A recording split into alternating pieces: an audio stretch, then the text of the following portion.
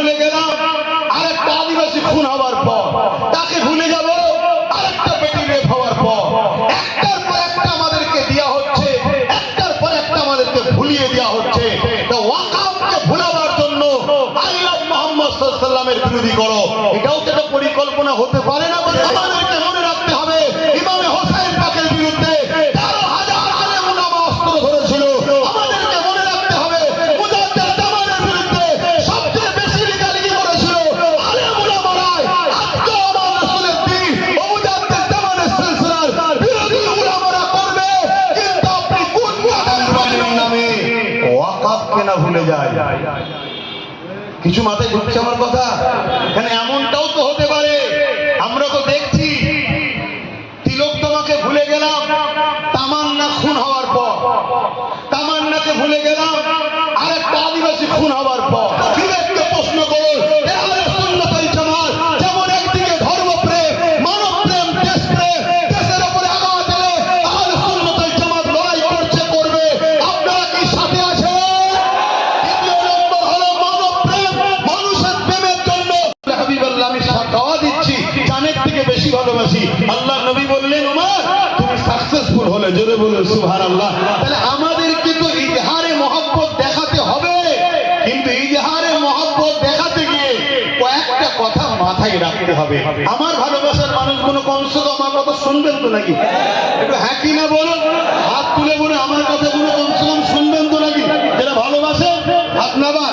Number 1, যখন কোন প্রতিবাদ করবে হুজুর পাক সাল্লাল্লাহু আলাইহি সাল্লামের নাম মিম যে অক্ষরটা আছে, পুরো কায়নাতকে যদি এক দাড়ি পাল্লায় রাখা হয়, তাতে জিবরাইলও থাকবে, মিকাইলও থাকবে, ইসরাফিলও থাকবে, আজরাইলও থাকবে, আদম থেকে ঈসা নবী সবাই থাকবে।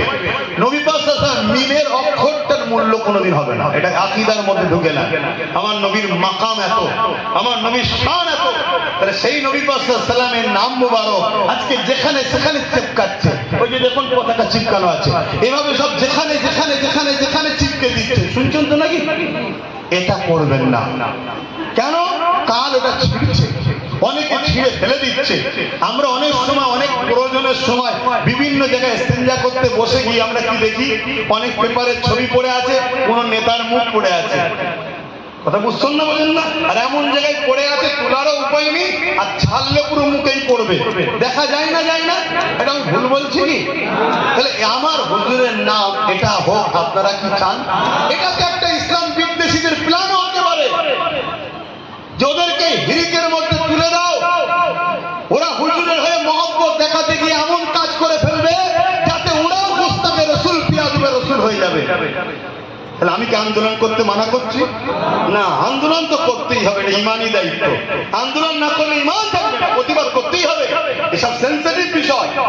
দ্বিতীয় নম্বর কথা, যদি কেউ একটা ব্যানার টাঙান, যেমন আমি একটা ব্যানার টাঙিয়ে রেখেছি, যেটা আজ থেকে নাই, আমি এখানে একটা র্যালি করেছিলাম, ডিজিটাল লেখা দিয়েছিলাম যাতে করে ঘরে গিয়ে রেমিলিশন করে বাঁধিয়ে রাখতে পারে, সুন্দর করে দিয়েছিলাম। সেই দিন থেকে টাঙানো আছে, সুন্দর করে রাখা আছে, দ্বিতীয় নেই। কেন? যেটাকে আমি যত্ন করতে পারবো না, তার আদব যদি রাখতে না পারি, আমার দূরে থাকাটা ভালো। কথা বুঝে আসছে? কেন? দূরে থাকলে যদি আমি ব্যানার না টাঙাতাম বেঈমান হয়ে যেতাম না, কিন্তু টাঙিয়ে দিয়ে যদি বেউজ্জতি করি তাহলে কিন্তু আমার ইমানের খাতরা হতে পারে। কেন? এটা হুজুরের নাম। কথা মাথায় ঢুকছে? জিনার জুতা মুবারকের ধুলো আল্লাহর আরশ ধন্য হয়েছে, বলুন সুবহানাল্লাহ। এই জায়গাটাই মাথায় রাখবেন। ব্যানার করবেন, র্যালিতে যদি হন একটা সামনে দেবেন, কিন্তু দেখবেন ওটা আবার পায়ের কাছে না ঝোলে, এটা বুক পরিমাণে রাখবেন।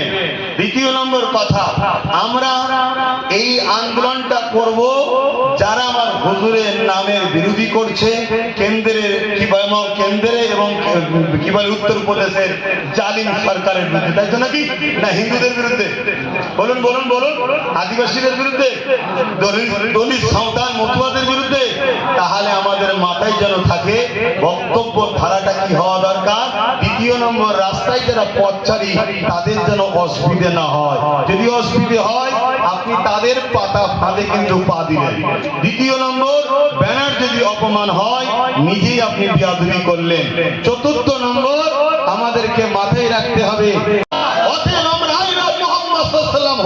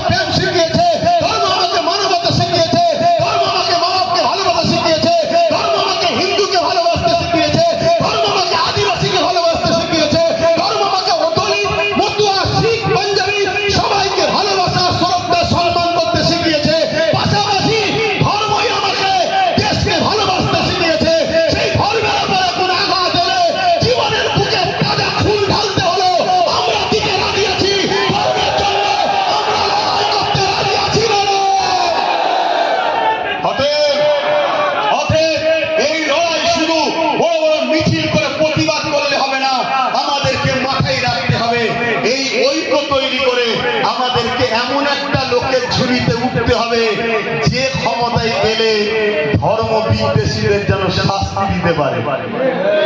দরকার আছে না নাই? আমি এই মঞ্চ থেকে দরবারে ফুরফুরা শরীফ থেকে বলছি, কেউ যদি রামকে গালি দেয় তারও শাস্তি হওয়া দরকার আছে না নাই? কেউ যদি হিন্দু ভাইদের ধর্মগুরুদের ঘরে গালি দেয় তারও শাস্তির দরকার আছে না নাই?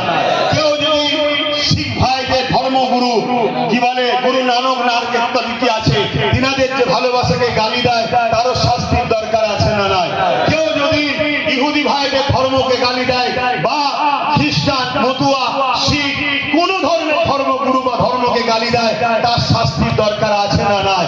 কারণ আমার দেশের সংবিধানে 25 নম্বর আর্টিকেল ধারাতে লেখা আছে, দেশ কখনো কারো ধর্মে হস্তক্ষেপ করবে না, প্রত্যেকে ধর্ম প্রচার ধর্ম পালনের স্বাধীনতা সংবিধান দিয়েছে। তাই আহলে সুন্নাত ওয়াল জামাতের একটা আওয়াজ হলো, প্রতিটা স্কুলে সংবিধান পাঠ্য পুস্তকে অন্তর্ভুক্ত করতে হবে। কিন্তু দুঃখের বিষয়, চোরেরা সংবিধানকে মানুষকে জানাতে চাইছে না। তাই আমরা প্রতিটা মাদ্রাসাতেও চেষ্টা করব, বিশেষ করে যেখানে যেখানে আমার আছে চেষ্টা করছি কমসে কম অল্প অল্প করে হলো আমরা আমার জাতিকে আমার সমাজকে সংবিধান শিখাবো। সংবিধান থেকে কি রাইট দিয়েছে, সংবিধান থেকে কি ক্ষমতা দিয়েছে, সংবিধান তার পক্ষে কতটা দাঁড়িয়ে আছে এটা আমাদের জানা দরকার। না হয় কোন এক নেতা বলবে ইসলামের বিরুদ্ধে আর আমরা ভুল বুঝে দেশকে খারাপ বলবো, সংবিধানকে খারাপ বলবো, এমনটা না হয়। আমাদের সংবিধান আমাদের জন্য গর্ব, আমাদের ভারতবর্ষ আমাদের জন্য গর্ব। কেউ 5 বছরে এসেছে আবার চলে যাবে, কত এসেছে কত চলে গেছে। দেশ ছিল আছে থাকবে, সংবিধান ছিল আছে থাকবে। সংবিধানের 25 নম্বর ধারাতে প্রত্যেকটা মানুষকে তার ধর্মীয় স্বাধীনতা, ধর্মীয় প্রচার, ধর্মের জন্য কথা বলার অধিকার স্বাধীনতা রয়েছে। এই সেদিকেও কারো ধর্মের উপর আঘাত দেয়, ধর্মের প্রচার করাতে রোকে, ধর্মের ভালোবাসাতে রোকে, তার মানে সে সংবিধানের 25 নম্বর ধারার বিরোধী করেছে। সংবিধান বিরোধীকারীদের শাস্তির দরকার আছে না না? এর জন্য আহলে সুন্নাত ওয়াল জামাত প্রতিটা গ্রামে গ্রামে যুবক ছেলেদের তৈরি করছে। আমি শেষ করছি, একটা ছোট্ট কথা বলি। এখানে হয়তো অনেকে বলেছে এই সংগঠন করার জন্য বহু ছেলে মুখে দাঁড়িয়ে রাখতো না, এখন দাঁড়িয়ে রাখছে। কেন? তার ঘরে সংগঠন তুলে দিয়েছি। বহু ছেলে নামাজ পড়তো না, এখন সে নামাজ পড়ছে। কেন? তার মাথায় ঢুকছে আমি আহলে সুন্নাত ওয়াল জামাতের দায়িত্বে। বহু ছেলে সিনেমা দেখতো, বারে যেত, মদ পর্যন্ত খেত, এই সংগঠন তার কাঁধে তুলে দেওয়াতে সে ভাবছে জানি একটা সংগঠন চালায় যেটা আহলে সুন্নাত ওয়াল জামাত নাম। এবং আমার ঈমান বলছে কিছু কিছু জিনিস বিশ্বাসের ব্যাপার, সব কিছুতে দলিলে পাওয়া যায় না। বা দলিল তো এখানে থাকে আর ঈমান তো অন্তরে থাকে না, এটা অন্তরের বিষয়। বলছি যে আহলে সুন্নাত ওয়াল জামাতের দায়িত্ব নেওয়ার ওসিলাতেও হয়তো আল্লাহ তাদেরকে ভালো করে দিয়েছে।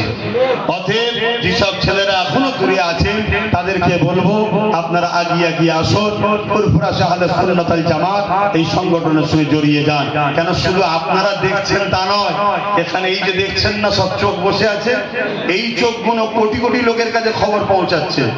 এই যে বসে আছে সব চোখ, এগুলো একটা একটা। এ চোখের সিস্টেম এমন, এ দেখছে একা কিন্তু পিছনে কোটি লোককে দেখাচ্ছে। কথা বুঝে আসছে? তা আপনারা আহলে সুন্নাত ওয়াল জামাতের প্রচার করবেন এবং এই সংগঠনের সঙ্গে জুড়বেন। আবার বলে যাচ্ছি, ফুরফুরা আহলে সুন্নাত ওয়াল জামাত ইসলামিক সংগঠন, হযরত প্রফেট মুহাম্মদ রাসূলুল্লাহ সাল্লাল্লাহু আলাইহি সাল্লামের জীবন আদর্শ নিয়ে এই সংগঠন। কথা মাথায় থাকবে। আসেন এখন একটু সালাম পড়িয়ে দোয়া করব।